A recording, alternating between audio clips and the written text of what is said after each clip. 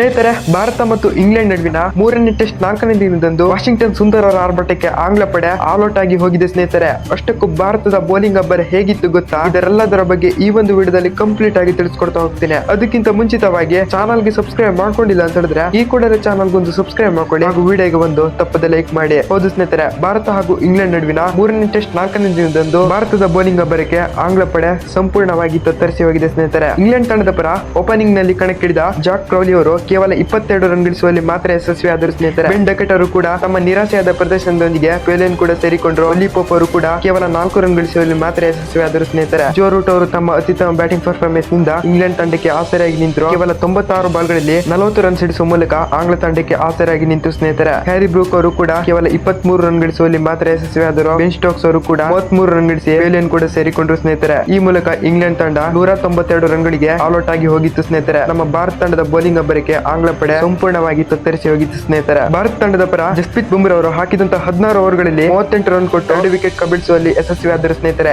ಈ ಮೂಲಕ ಅತ್ಯುತ್ತಮ ಫಾರ್ಮ್ ನೊಂದಿಗೆ ಇಂಗ್ಲೆಂಡ್ ತಂಡವನ್ನು ಜಸ್ಪ್ರೀತ್ ಬುಮ್ರಾ ಅವರು ಧ್ವಂಸ ಕೂಡ ಮಾಡಿದ್ರು. ಮೊಹಮ್ಮದ್ ಸಿರಾಜ್ ಅವರು ಕೂಡ ತಲಾ 2 ವಿಕೆಟ್ ಪಡೆದುಕೊಳ್ಳುವಲ್ಲಿ ಯಶಸ್ವಿಯಾದರು. ಸ್ನೇಹಿತರೆ, ಈ ಮೂಲಕ ಇಂಗ್ಲೆಂಡ್ ತಂಡ ಸಂಪೂರ್ಣವಾಗಿ ತತ್ತರಿಸಿ ಹೋಗಿತ್ತು. ನಿತೀಶ್ ಕುಮಾರ್ ರೆಡ್ಡಿ ಅವರು ಕೂಡ 1 ವಿಕೆಟ್ ಕಬಳಿಸುವಲ್ಲಿ ಯಶಸ್ವಿಯಾದರು. ವಾಷಿಂಗ್ಟನ್ ಸುಂದರ್ ಅವರು ಅದ್ಭುತವಾಗಿ ಕೂಡ ಬೌಲಿಂಗ್ ಮಾಡಿದ್ರು. ಹಾಕಿದಂತಹ 12.1 ಓವರ್ಗಳಲ್ಲಿ 22 ರನ್ ಕೊಟ್ಟು 4 ವಿಕೆಟ್ ಕಬಳಿಸುವಲ್ಲಿ ಅದ್ದೂರಿ ಬೌಲಿಂಗ್ ಮಾಡಿದ್ರು.